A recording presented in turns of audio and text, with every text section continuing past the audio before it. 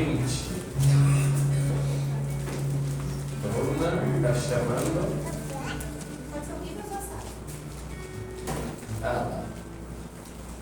Josué, capítulo 20. A igreja encontrou, diga amém. Amém. Sexto livro da Bíblia. Nos diz assim a palavra do Senhor.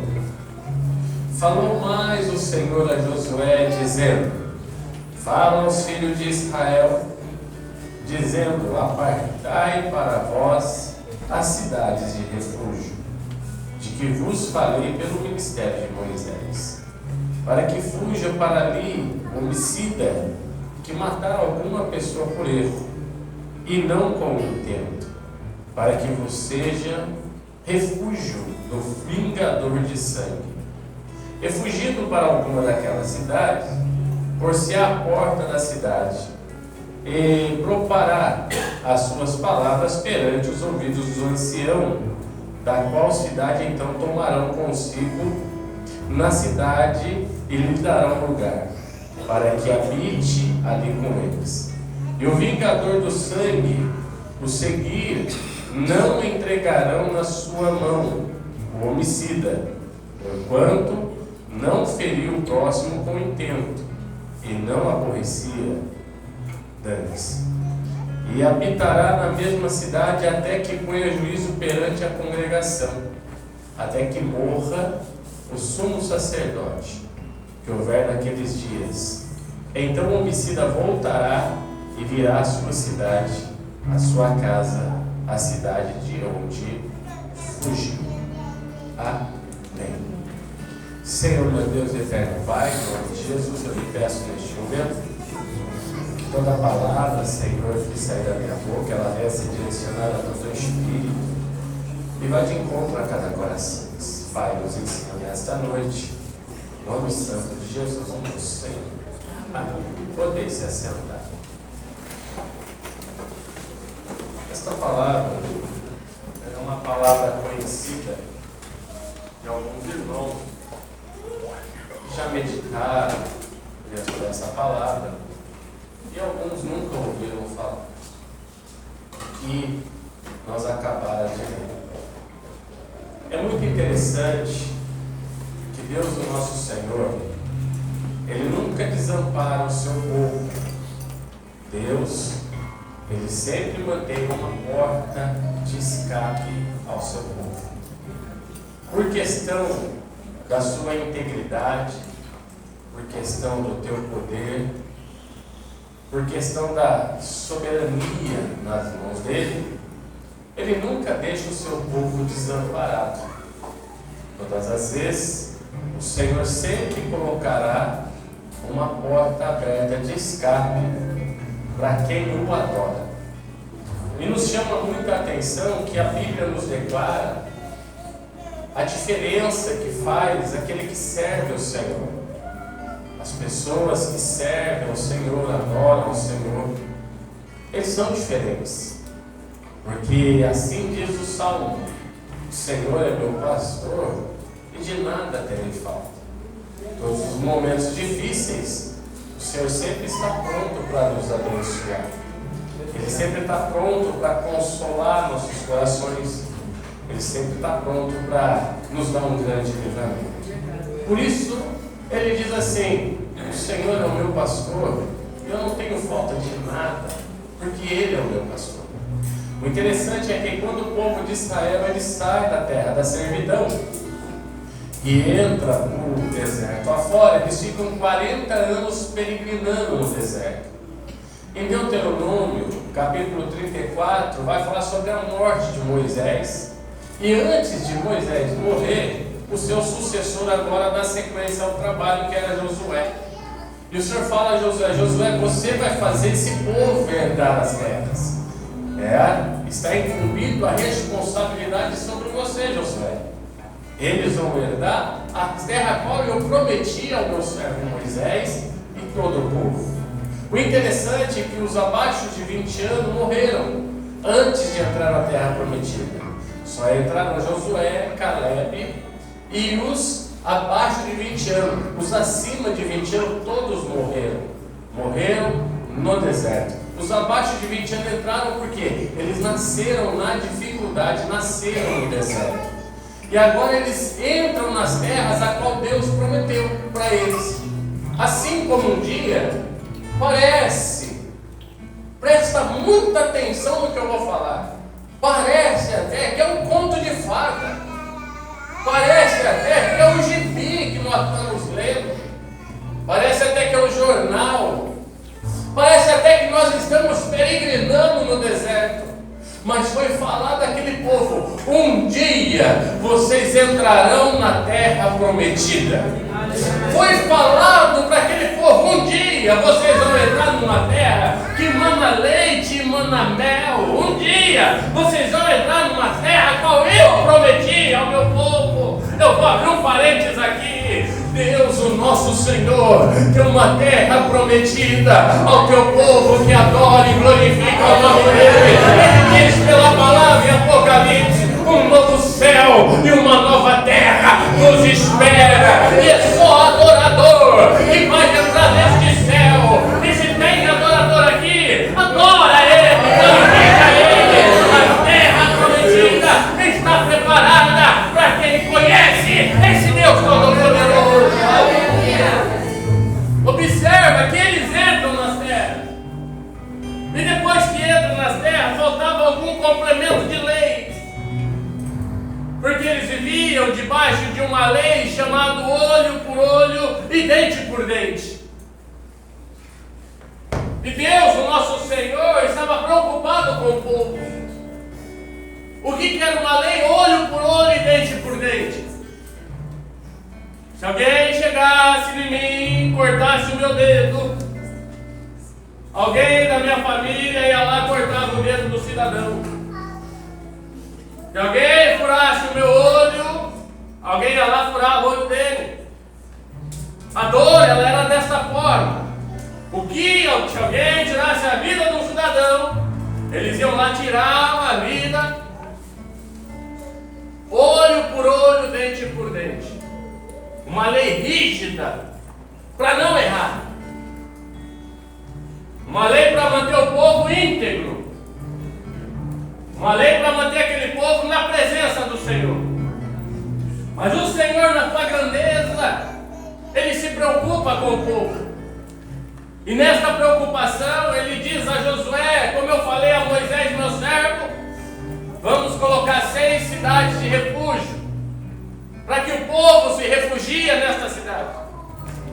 Porque pessoas que estão cometendo pecado involuntariamente, estão pagando com a lei. Às vezes um acidente está ocorrendo e a pessoa está pagando por isso. O nome acidente já é bem claro: o acidente é imprevisto. Ele acontece nos melhores momentos da nossa vida que nós não esperamos. Temos uma notícia desagradável, porque alguém cometeu um acidente, mas ele também não teve culpa. Talvez um pneu do carro estourou e ocasionou um acidente, mas ele não teve culpa. Então nós precisamos livrar essas pessoas que estão cometendo pecado involuntariamente. Algo que está acontecendo natural. Quem diz amém? Amém. Olha porque eu falo assim: está gostoso. Está gostoso. Mas vai ficar melhor. Vai ficar melhor. Muito interessante que quando a lei é dada a Moisés, a Josué, eles instituem a cidade de refúgio. E quando coloca a cidade de refúgio, ouvir algum ato que era um pecado involuntário, o cidadão tinha o direito de correr até uma cidade de refúgio. Digamos que ele estava em determinada tribo, em determinada cidade, ele dava tempo de correr até a cidade de refúgio. A cidade de refúgio estava com as portas abertas para todo aquele que cometesse alguma coisa conseguisse chegar a tempo até lá, antes do vingador de sangue o pegar. Quem era o vingador de sangue? Alguém da família do cidadão, da família oposta. E quando ele chegava naquela cidade, automaticamente ele era recolhido por um ancião. E esse mesmo levava até o sumo sacerdote. E ele ficava nessa, ele contava a história do ato que aconteceu. E ele ficava nessa cidade até a morte do sumo sacerdote.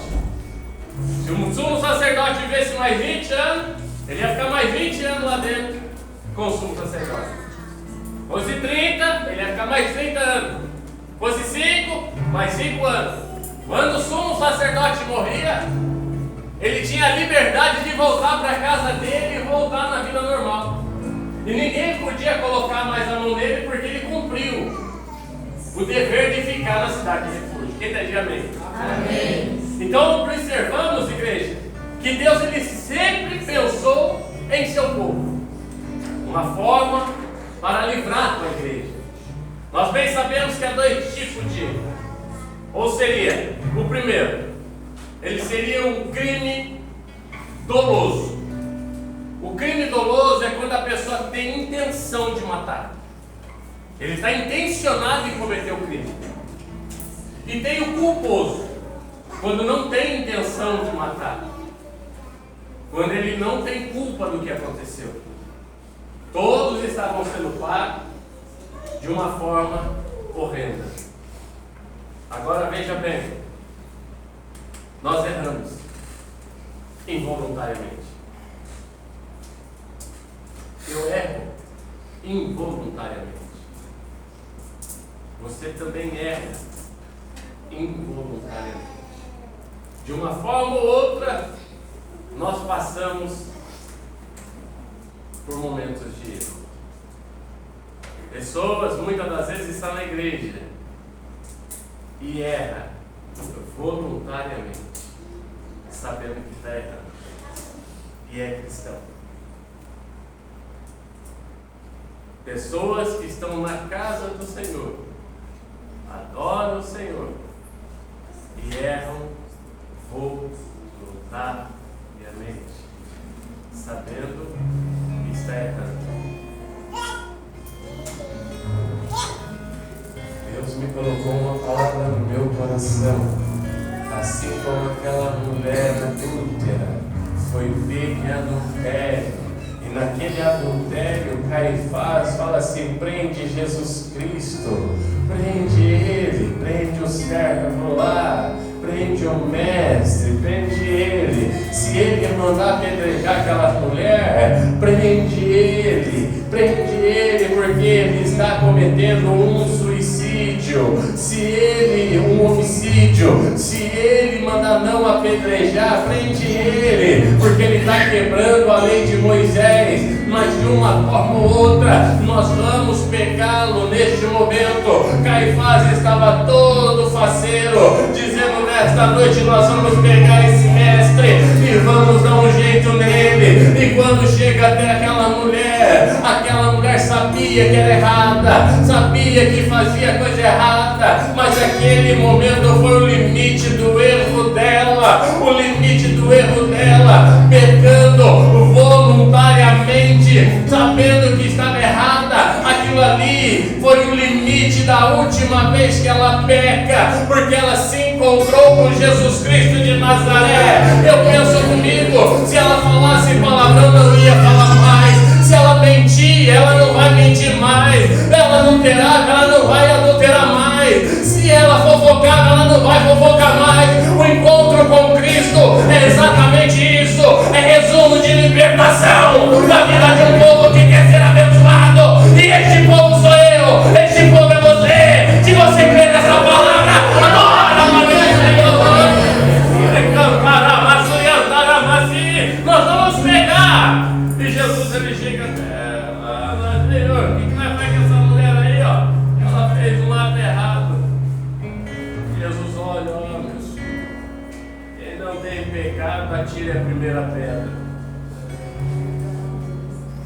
E quando ele libera essa palavra, ele colocou um ponto final, igreja. Olha para o teu irmão e fala assim: chega de pecar voluntário. Chega de pecar Põe voluntário. uma tramela no olho, uma tramela na língua. É melhor ir para o céu sem língua, sem olho, do que ir para o inferno, no corpo inteiro. Temos que pôr uma tramela, mudar a nossa vida. Nós somos exemplo nesta terra, exemplo de Deus. Ele falou: minha filha, ninguém te condenou, eu também não. Vai e não peques mais nesse ato. Temos que entender que nós estamos adorando um Deus e nós estamos carentes das bênçãos do Deus na nossa vida. Eu fico muito feliz em ouvir uma irmã Nádia contando um belo de um testemunho, louvando um louvor a Deus pelas bênçãos recebidas. Mas eu tenho a certeza que no dia a dia dela, da Carol, elas estão policiando 24 horas, sabendo: o Satanás quer que eu erro, mas meu Deus quer que eu permaneça íntegro na presença dele. Aleluia. Mas entender, igreja, que nós precisamos disso. Voluntário para nós não serve mais. Eu não presto nem para bombeiro voluntário, eu não presto mais. Não sirvo mais. Quanto mais errar voluntariamente, quanto mais errarmos, sabendo que está errando.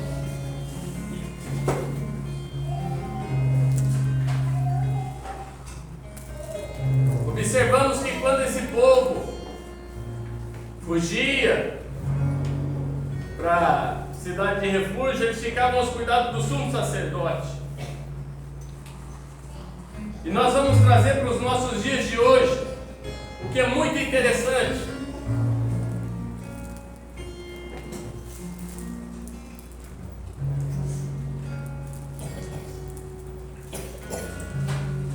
A cidade de refúgio, ela só tinha proteção dentro dos limites. Fora não tinha proteção nenhuma. Era só dentro da área que eles se encontravam. Ali o cidadão entrava, ele estava protegido, porque ele estava numa dispensação de segurança.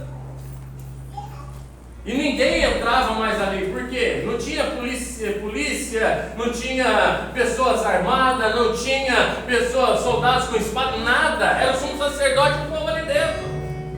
E ninguém entrava ali. Ninguém conseguia entrar naquele lugar para querer pegar o cidadão que cometeu um erro involuntário lá fora. Porque ele confessou que foi involuntário, ele não queria ter feito aquilo. Não é diferente com a nossa vida hoje. A nossa proteção, a maior delas, é estar do lado do sumo sacerdote. A nossa maior proteção é não sair do limite para ficar longe do sumo sacerdote. Veja bem, lá tinha um limite para ele entrar e ficar lá livre até a morte do sumo sacerdote. Se nós sairmos de perto do sumo sacerdote, que é Jesus Cristo, é morte. É morte. Não saia de perto de Jesus Cristo. Está doendo na tua família, fique posicionado do lado de Cristo. Está difícil lá na tua casa, fique posicionada do lado do sumo sacerdote. Quando você está nos limites do sumo sacerdote, o vingador de sangue, o Satanás, ele não consegue tocar em você, ele não consegue tocar nos teus, ele não consegue tocar na tua casa, porque você está com as mãos estendidas, pedindo socorro ao sumo sacerdote. E o sumo sacerdote diz assim: eu sou o teu socorro, eu sou o teu refúgio, eu sou a tua fortaleza, eu estarei contigo na angústia, não te deixarei, não te desampararei. Mas fica nos limites próximo a Jesus Cristo de Nazaré. Ainda que alguém chega e diga para você hoje: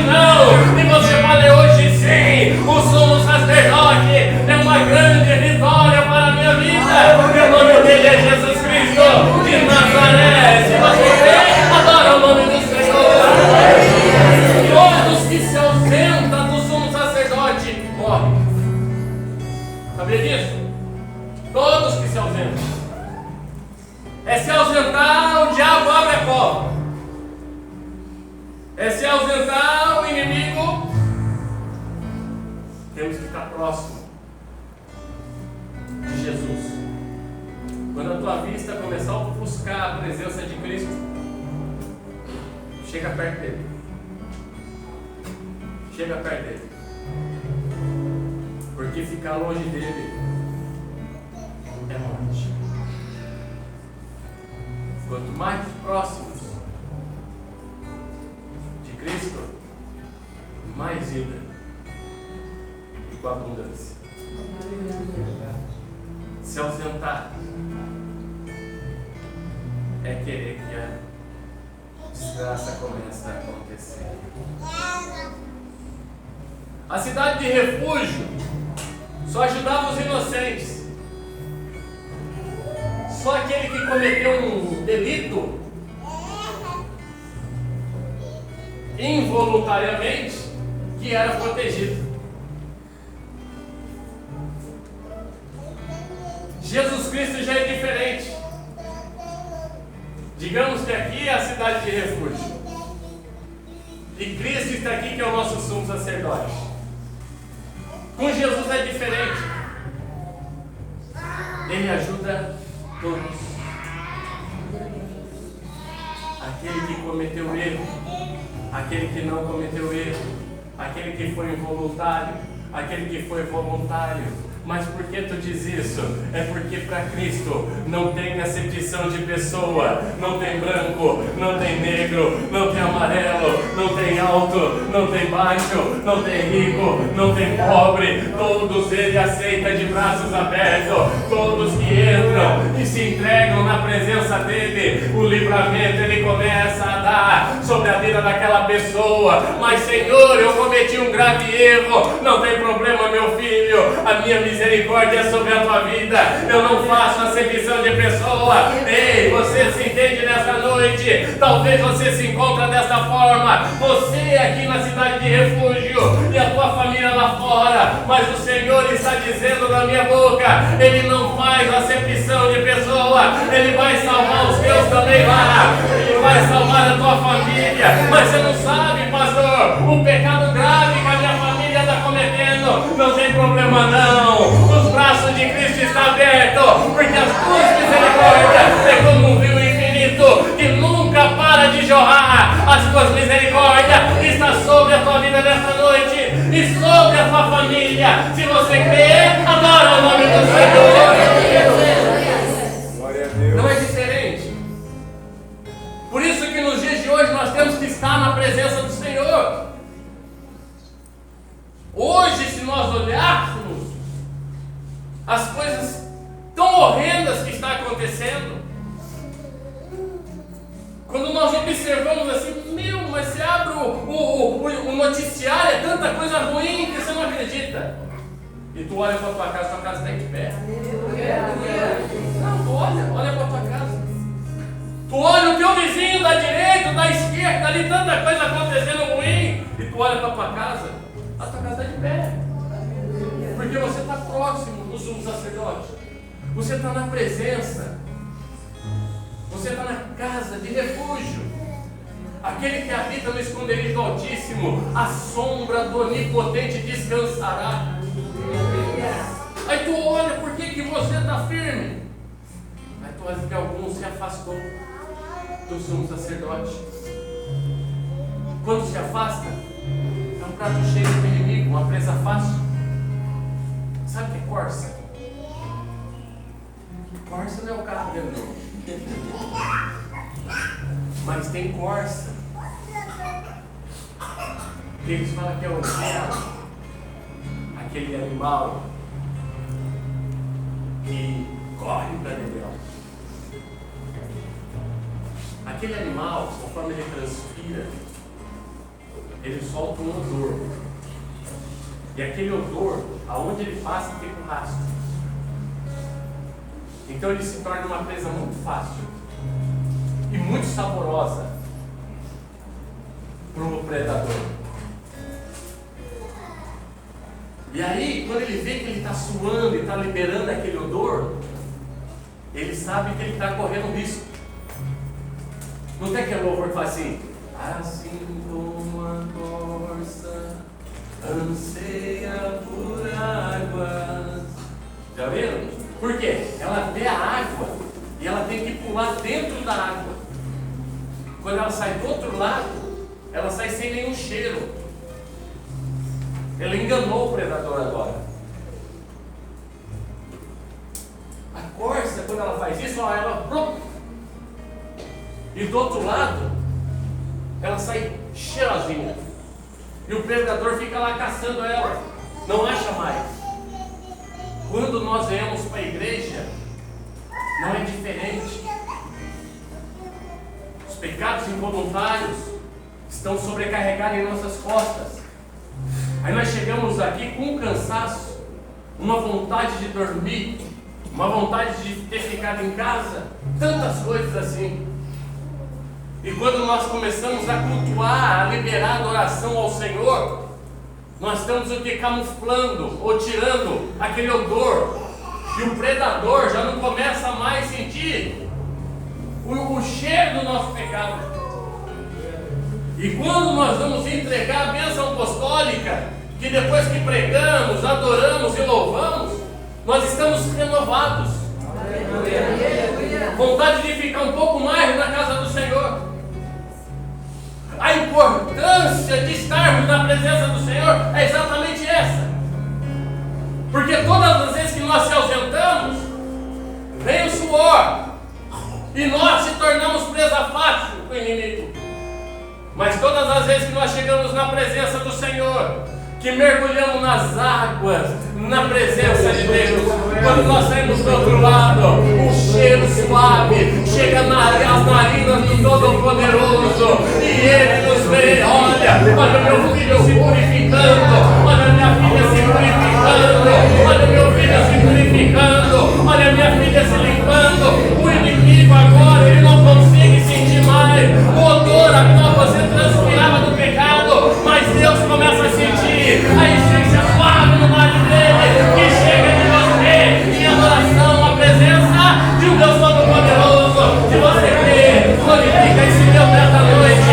Não se ausente da presença dele, esteja cansada, mas esteja adorando, esteja cansado, mas esteja adorando, sendo renovado para todo aquele que crê no Deus Pai Todo-Poderoso. E muito interessante é que na Cidade Santa a liberdade total só vinha com a morte do sumo sacerdote.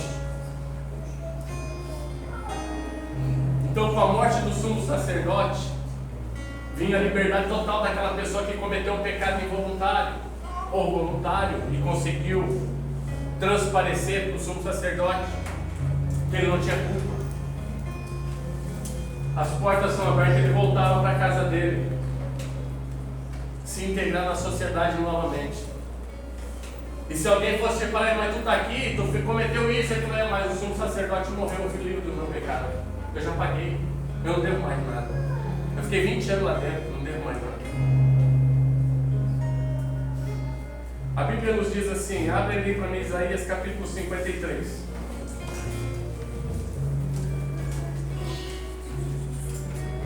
A gente conclui.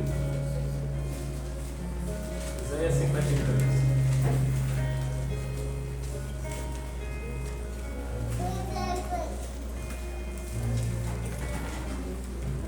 Isaías 53.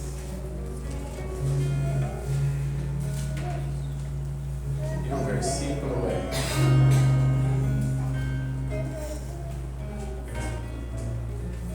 6 a seguir. Não, vamos ler aqui do 5 a seguir. Não, do 4, lê do 4 a seguir. Melhor, vai ficar mais completo. Verdadeiramente, vai lá, Théo. Verdadeiramente, Ele tomou sobre si as nossas enfermidades, e as nossas dores levou sobre si. e nós o reputávamos por aflito, ferido de Deus e oprimido. Mas ele foi ferido por causa das nossas transgressões e moído por causa das nossas iniquidades. O castigo que nos traz a paz estava sobre ele, e pelas suas pisaduras fomos sarados. Continua. Todos nós andávamos desgarrados como ovelhas, cada um se desviava pelo seu caminho, mas o Senhor fez cair sobre ele a iniquidade de nós todos. Ele foi oprimido e afligido, mas não abriu a sua boca.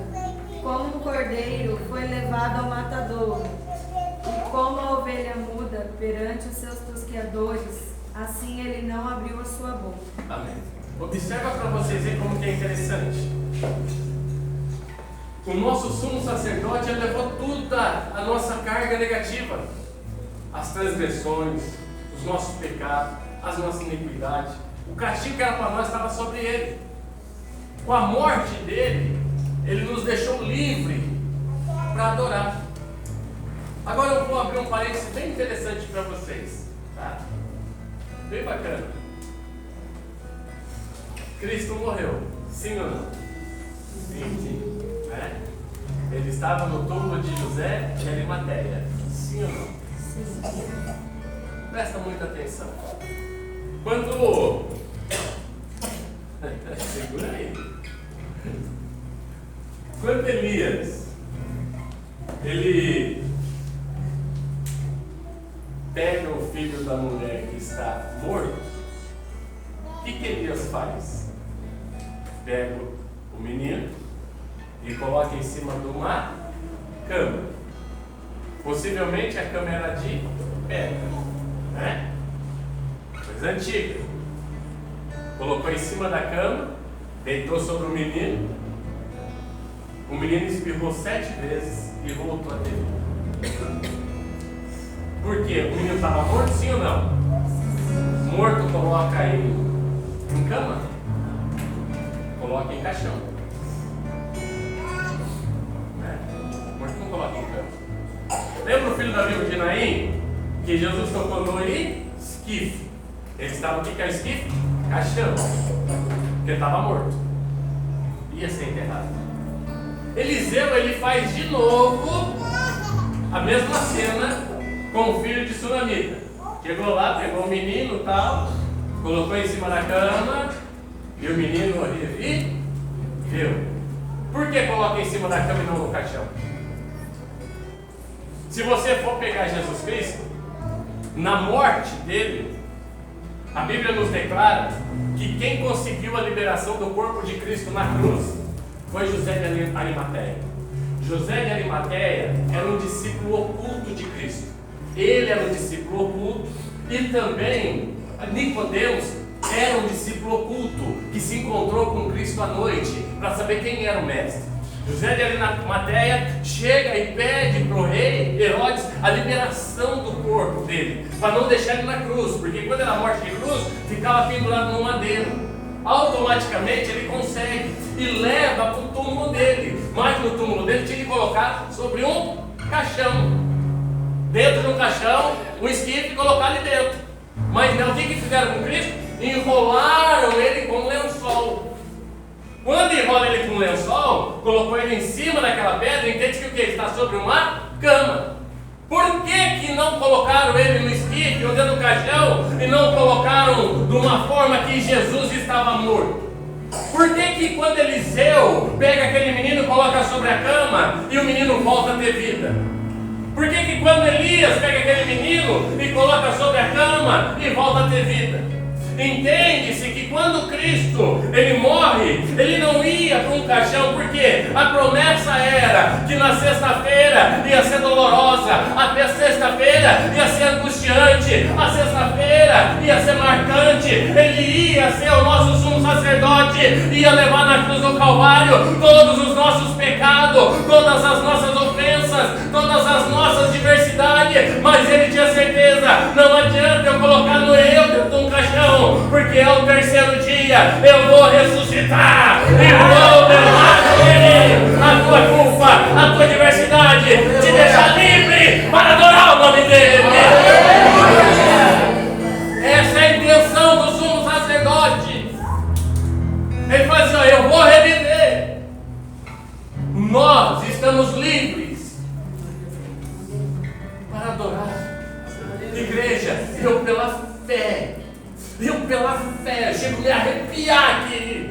Pela fé eu creio que se Cristo viesse buscar a tua igreja hoje, nós estaríamos com Ele. Pela fé eu tenho mais certeza de um dia se encontrar com Cristo nos ares do que pegar um avião no aeroporto. Eu espero em Cristo. Eu espero no meu sumo sacerdote. Ele morreu por mim. Ele fez por mim. Eu encontrei a cidade de refúgio. Eu encontrei refúgio aqui, igreja. Na igreja que eu encontrei socorro. O salmista diz: eu levo meus olhos para os montes, de onde me virá o meu socorro? O meu socorro veio, igreja, quando eu me encontrei com Cristo, quando eu me encontrei com o sumo sacerdote, o vingador de sangue. Ele queria me matar, o vingador de sangue, ele queria me dissipar, o vingador de sangue, ele queria me destruir, mas o sumo sacerdote estava com os braços abertos para mim, e ele morreu na cruz do Calvário e me deixou livre para adorar e glorificar e exaltar o nome dele. E é por isso que eu não me ausento dele, é por isso que eu não fico longe dele, é por isso que eu quero ficar pertinho dele, porque eu sei que eu pertinho dele eu estou seguro, eu pertinho dele eu estou seguro, eu pertinho dele eu estou seguro. Se você quer ter uma boa salva de palmas.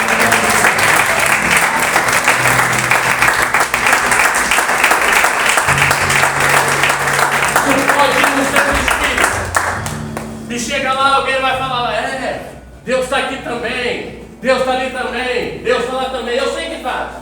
A Bíblia fala que os olhos do Senhor estão sobre toda a face da terra. Eu sei que está.